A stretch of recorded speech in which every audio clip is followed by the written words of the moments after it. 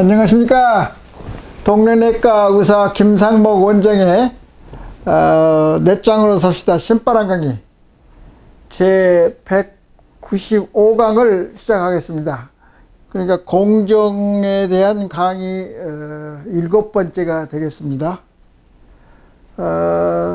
지난 시간에 강의한 것 중에서 다시 또 그것을 잠깐 이야기를 하고 오리엔테이션을 잘 세우는 것이 중요하잖아요. 내가 뭐 전문적인 이 공정이나 사회인문학 뭐 교수도 아니고 그렇지만 우리 보통 국민들이 수준에서 강의도 하고 우리가 서로 대화를 할 수 있는 그런 것이 중요하다고 생각해요. 사실 인문학도 깊이 들어가면 상당히 어렵다고. 철학이 어려운 것과 마찬가지로 이런 공정에 대한 것이 상당히 이제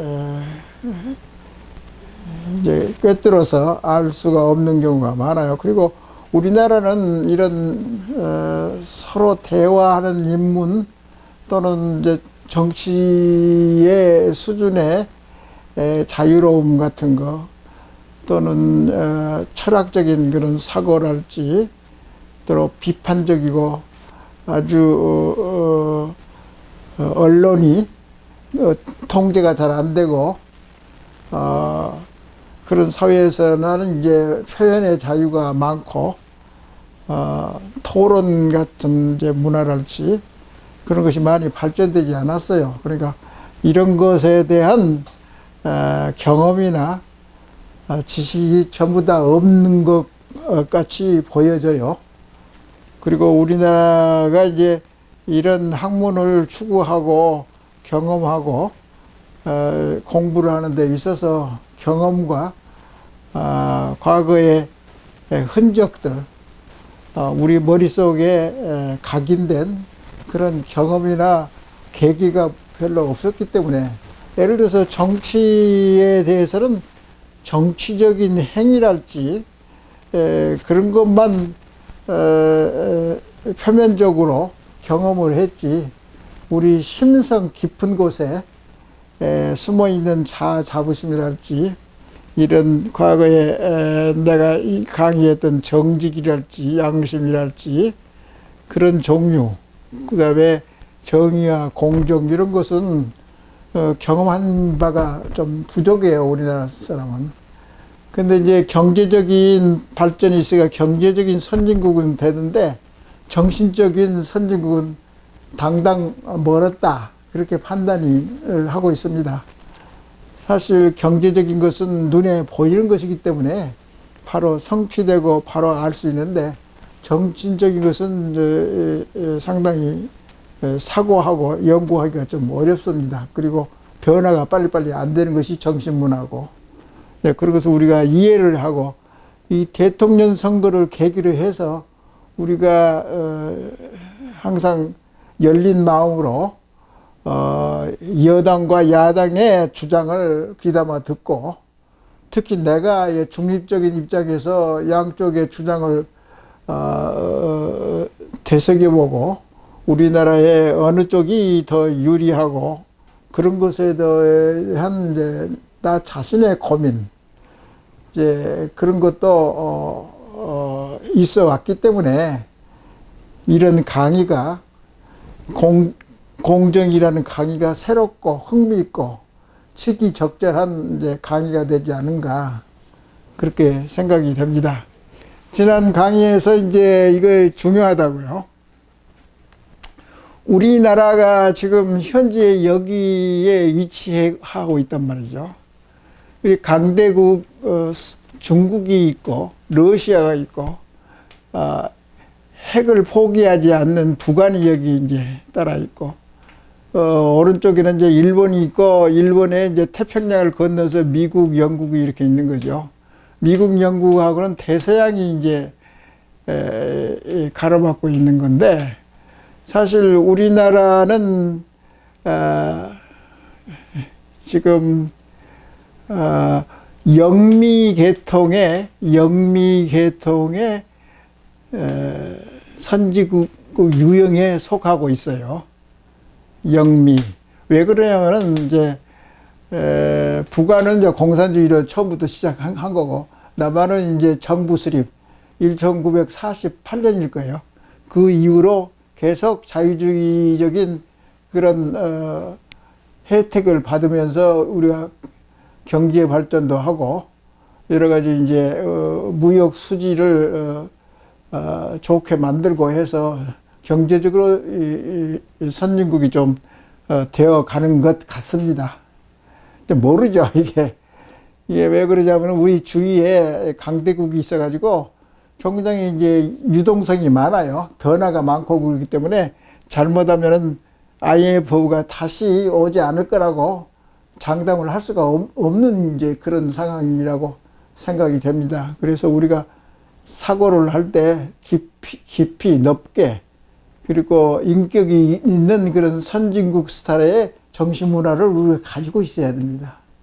그래야지 외국에 여행을 간다든가 외국 사람들과 상대를 할 때도 자연스럽고 저 한국 사람 저기 여행객들은 상당히 수준이 높은 것 같다든가 그런 것들이 중요하다고.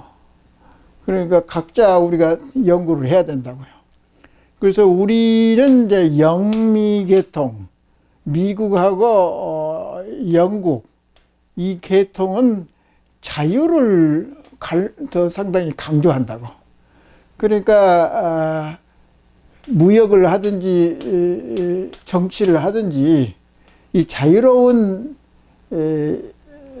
무역이랄지 자유로운 이제 경제랄지 인간의 자연스러운 자유주의를 표방하는 게가 이제 영국하고 미국에 여기에 속한다고요.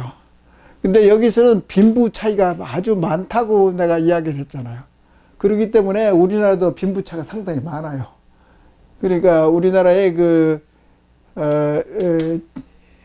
지니 개수라고 하는 게 이제 그 빈부차가 심하고 안 하고 그것을 이야기하는 건데 그걸 이제 반영해 가지고 지니 개수가 상당히 높은 걸로 되어 있어요. 영미계통에서는. 그와 반대로 북부 유럽은 평등을 강조한다고. 그러니까 자유 대 평등. 항상 이게 공정에 있어서는 자유하고 평등 이 두 가지 사이에서 왔다 갔다 한다고. 그러니까 모든 선진국가에서 이제 통계를 내보면은 자유스러운 미국이나 영국의 이제 공정에 대한 논의를 할 수 있는 거고, 평등. 북유럽이라는 것은 이제 스칸디나비아 계통의 나라지 않습니까? 노르웨이, 스웨덴, 핀란드, 덴마크. 이제 그런 계통이라고. 서유럽이라고 하는 이제 중간층이라고. 영미계통도 아니고 북유럽의 평등만 강조하는 거냐 아니고 이제 혼합형이라고. 그러니까 북유럽은 사회복지, 평등. 그러니까 서로 이제 잘 산 사람, 못 산 사람 구별 않고 차이가 별로 빈부 격차가 좀 적은 거죠. 그래서 북부 유럽 계통이 이 세 가지 시스템 중에서 제일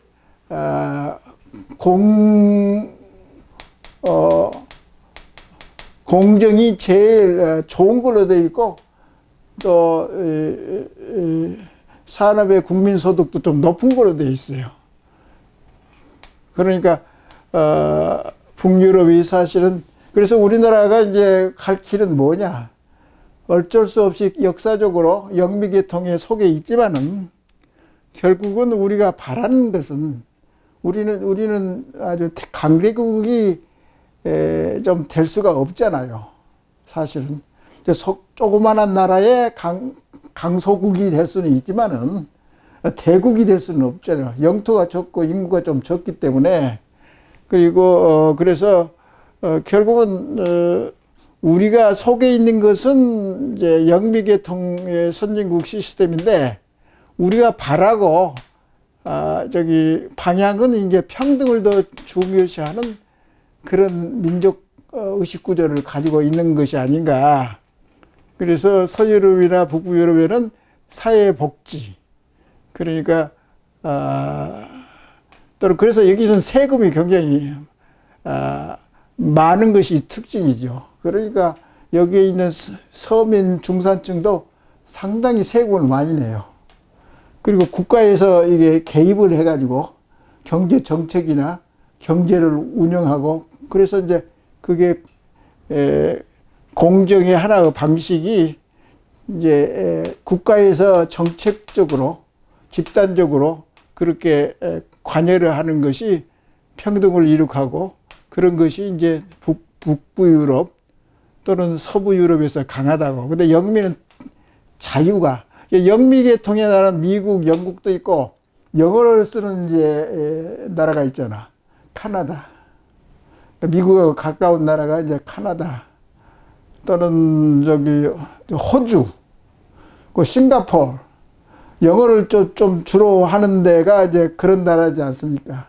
거기가 지금은 영미계통의 이제 공정 시스템이고 선진국에 속한다 이 말이죠.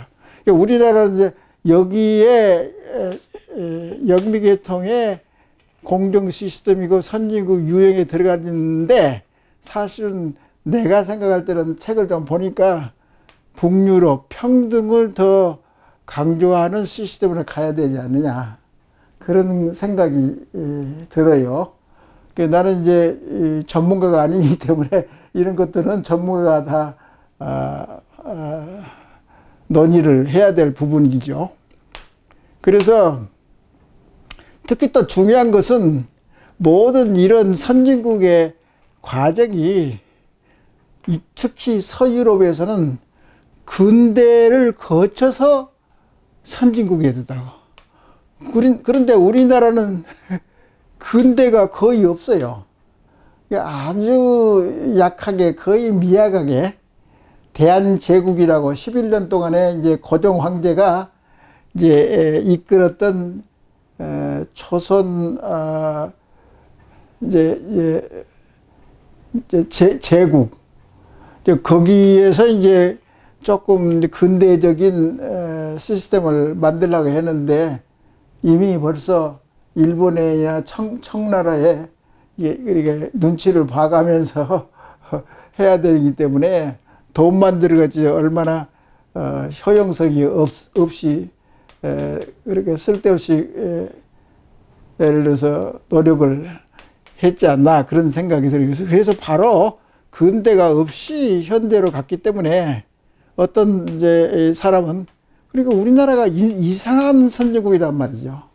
근대도 없는데, 근대라는 것이 중요한 것은 뭐냐면은 이 선진국이나 자본주의나 그 발달 과정에서 그런 이제 단계나 수순을 밟지 않고 바로 현대로 와가지고 우리나라가 선진국에 도달한 거예요. 그러니까 압축 성장을 했었고, 이제 경제적인 기적을, 한강의 기적을 이루간 결과로 해서 이 근대라는 그런 그 사고나 생각을 우리가 축적하는 그런 기회가 없어요. 이런 이제 근대가 일어난 것은 조선 말기 때, 구한말. 우리나라 정체성이 없었잖아. 그때는 정신도 못 차리고 돈도 없고.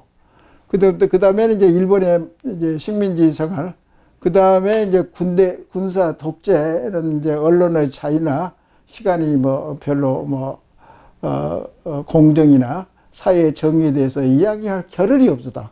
그래서 바로 이제 6.25 사변, 코리안 워, 이제 한국 전쟁이 일어나기 때문에 정신을 못 차리고 그냥 있다가 이제 박정희 대통령이 와가지고 결국은 경제적인 선진국을 모색을 해가지고, 근데 박정희 씨가 경제적으로 성공을 했는데 나중에 또 말씀이 나가겠지만 대재벌을 위주로 해서 먼저 대기업이 이제 경제를 이끌고, 그리고 다음에 이제 그게 성공해 하면은 이제 그 결과물로서 이제 소기업이랄지 국민의 혜택이 가게 할 수 있는 거 그런 게 이제 됐는데 그게 성장을 먼저 하고 그 다음에 후분배 나중에 이제 벌었던 부를 분배를 하는 거죠. 이제 그런 것이 정책이 됐는데 그게 이제 잘 되었는데 결국 것은 대재벌이 혜택을 받았음에도 불구하고 정부나 국민의 이제 문제점을 후일로 기약을 하고 선성장부터 한 거라고. 그래서 이제 성공한 케이스는 재벌 정책이 그래서 좋은 점도 있고 나쁜 점도 있고 하여튼 경제적으로 성공했으니까 그것은 그걸 보고 우리는 1960년도 70년도에 개발 독재라고 그랬다고.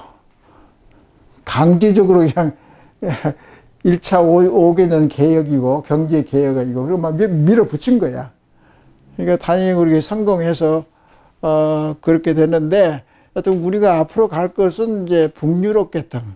북유럽이나 서유럽을 보면 정치 시스템을 보면 여기는 이제 사회당이 별로 없어요. 영미는.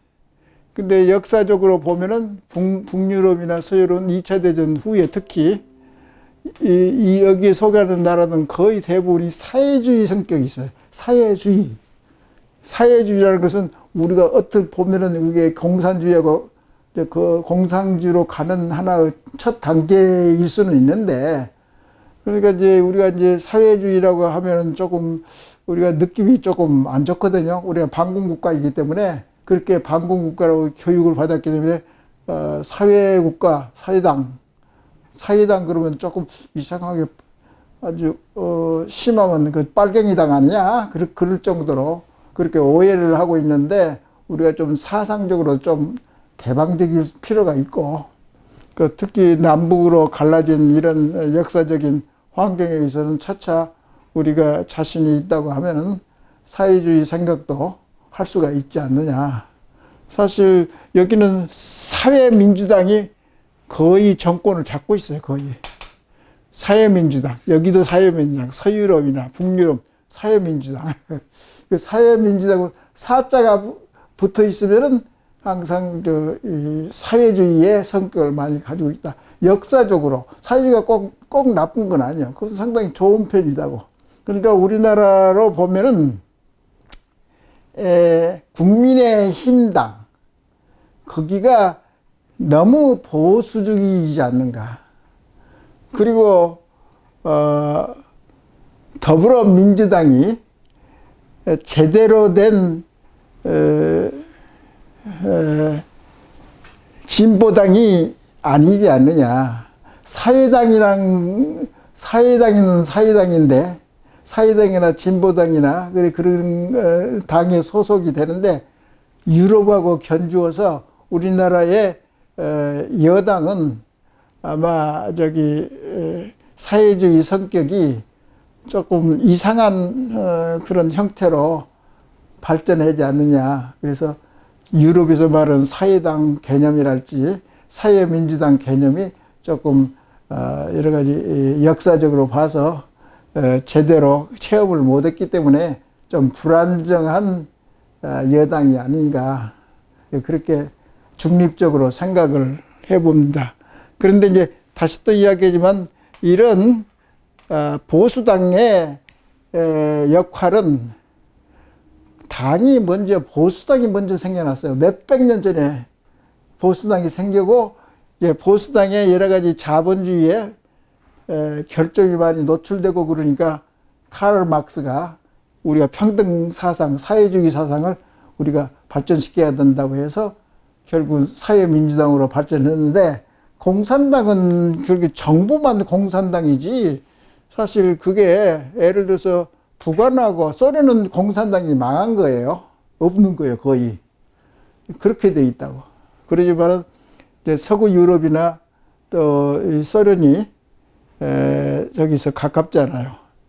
이 북유럽하고 서유럽에 가깝기 때문에 그 사람들이 이제 사회당 성격이 좀 있을 수가 있죠. 그러니까 이게 오해를 하면 안 된다고. 사회당이 꼭 나쁜다는 것은 아니고, 사회당이나 보수당이 생기기는 전부 서부 유럽이나 영국에서부터 생겼기 때문에 우리 인류 역사상 인류의 자산은 뭐냐면 보수주의에 관한 한 서부 유럽이나 영국에서 우리가 배우면 배웠지, 그 다음에는 이제 다른 지역이나 역사적으로 보수당이 생겨나지는 않았어요. 거기서 이제 우리가 참고를 해야 되는 거죠. 그래서 강의 내용이 결국은 우리나라가 보수주의가 됐든지 진보 세력이 됐든지 굉장히 역사가 짧고 경험이 없다고. 그래서 우리가 차차차차 정립을 해야지, 그게. 그런 사상을 도입할 때는 우리가 연구를 하고 탐험을 하고 개인적으로나 국가적으로나 그 노력을 해야 된다고. 그렇지 않으면 헷갈려가지고 지구상에 어디에 소속되는 것도 잘 몰라가지고 헤맬 수가 있을 거예요. 그러니까 그런 점을 교양 과목으로라도 그런 이제 이 부분에서는 우리가 잘 알아야 된다. 네, 그런 것을 강조하고 싶습니다. 여기에서 이제 아는 바와 같이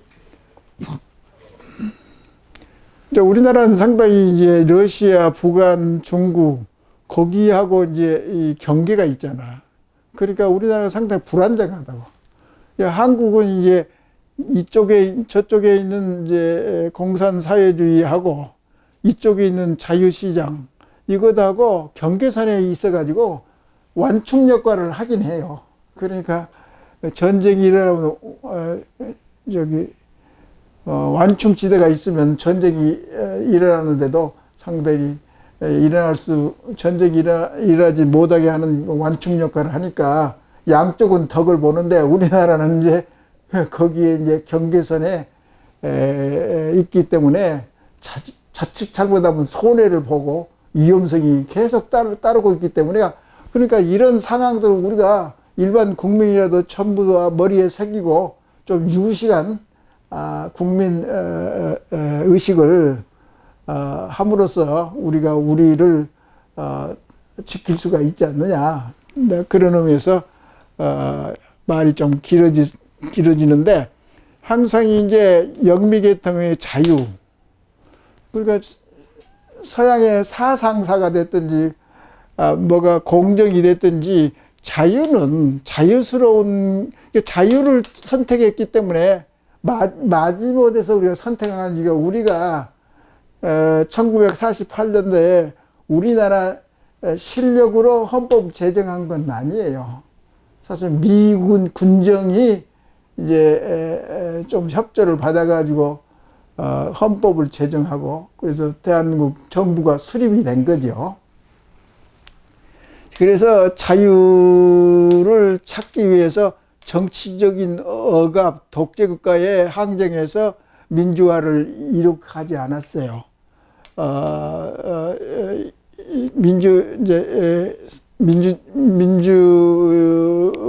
정치적인 민주 투쟁을 통해서 이제 민주국가를 만들어낸 거죠.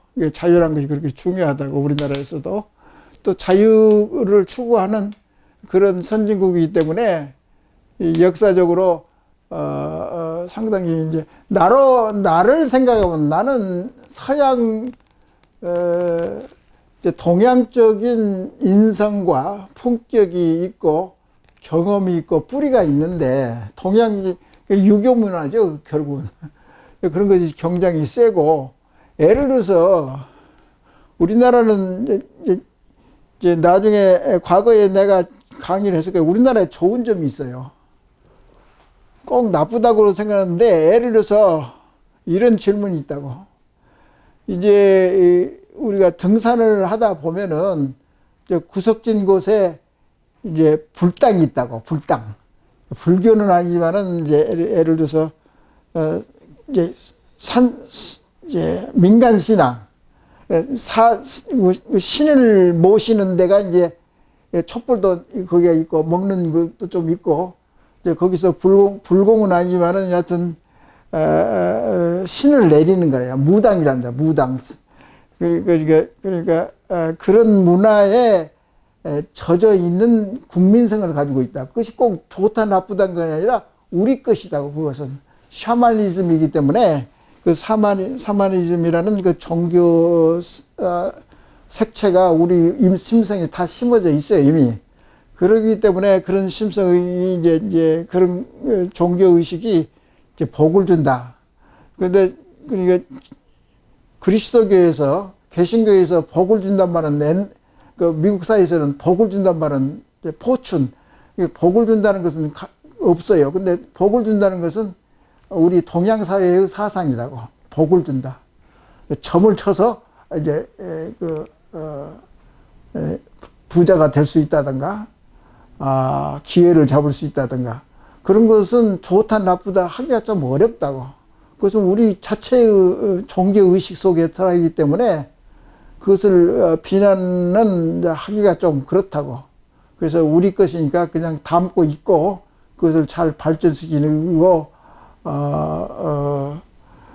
이제 확장을 해야죠. 그래서 천주교가 됐든지 개신교가 됐든지 불교가 됐든지 그런 이제 전통적인 민족 신앙은 우리가 보존을 하는 거. 보존하나 안 하나 우리는 이미 그런 사상이나 종교 의식이 이미 들어 있어요. 우리 문화 코드에.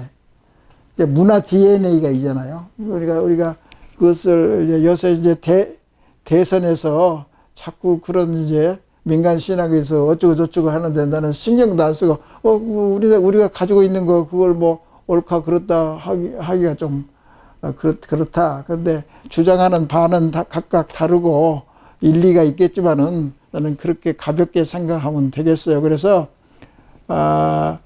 여기를 이제 다시 보면은 우리나라 지정학적으로 상당히 엄청난 이제 그러니까 우리나라 위치를 보면 우리나라 강할 때는 양쪽에 그러니까 저쪽에 있는 공산이나 사회주의하고 이쪽에 있는 자유 선진국하고 그렇게 모범이 될 수 있고 두각을 나타낼 수 있다. 뻗쳐나갈 수도 있고. 그런데 이제 우리가 약하면 정신적으로나 경제적으로 약하면 이 주위에 있는 이런 문화권에 의해서 완전히 잠식이 될 가능성이 많아요. 그러니까 어려운 상황이다고 우리가. 정신 안 차리면 우리는 먹힌다고 다시 또. 그런 것을 우리가 인식을 잘 해야 돼요. 그래서 현재 매스컴에서 나오는 이제 소식에 의하면은 우크라이나하고 소련하고 전쟁이 일어가지고 우크라이나가 지금 망하게 생겼잖아요. 힘이 없잖아요. 우크라이나는. 그러니까 무기도 없고 정신적인 이제 그런 반감 의식이 많이 있는 것도 아니고 소련에 대해서. 그래서 상당히 어려운 상황에 지금 있습니다. 그래서 근대가 우리나라는 독특하게 이렇게 성공해서 선중에는 정신적인 성공은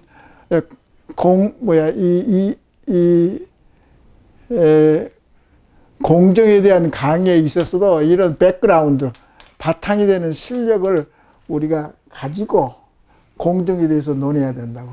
여기 각 나라도 전부 다 공정에 대해서 과거 수백 년 동안의 역사를 가지고 있어요. 공정하게 살자. 왜 왕은 왜 왕은 왕대로 뭐 세금도 자기 마음대로 올리고 내리고 전쟁하는 것도 선전포고도 자기가 알아서 하는 거고 그 자주운지하고 일반 시민이나 국민의 발언권은 전혀 없는 경우 그런 거에서 많이 이제 발전하고 서로 싸우고 내분이 있어가지고 이거 차차차차 발전해가지고 서구 선진국을 이제 형성을 한 거죠. 그래서 그것을 우리가 배우고 알아보고 그런 것은 중요하고 평등만 찾으면은 이게 또 문제라고. 평등만 찾으면 예를 들어서 소련이나 그런 이제 공산주의까지도 너무나 평등하면은 이제 일하려는 맛이랄지 일하는 의욕이 많이 떨어지고 게을러져요 사람들이. 그러니까 발전할 수 없어요. 그래서 그때 내가 생생하게 미국에 있을 때 느낀 것은 레건 대통령이 엄청나게 러시아하고 미국하고 대결을 했을 때 그때 이제 항공모함을 한 3개 내지 5개를 건조를 했다고. 지금도 쓰고 있다고. 미국의 항공모함이 많은 이유는 그때 이제 제작이 된 거죠. 그리고 옛날에 있던 항공모함도 개조를 해가지고, 그래가지고 지금 현재 항공모함이 미국에는 뭐 12척인가 있다고 그러잖아요. 엄청난 이제 강력한 무기 시스템이 이제 미국에 있는 거죠. 그것은 이제 역사에 의해서 그렇게 많이 이제 생겨난 것입니다. 그래서 우리나라도 이제 무기 체제에도 상당히 상대적으로 북한이 핵을 가지고 있기 때문에 우리가 할 수 없이 우리 대한민국을 지키기 위해서는 무기 체제도 많이 발전을 해야 됩니다. 그런 역사적인 배경.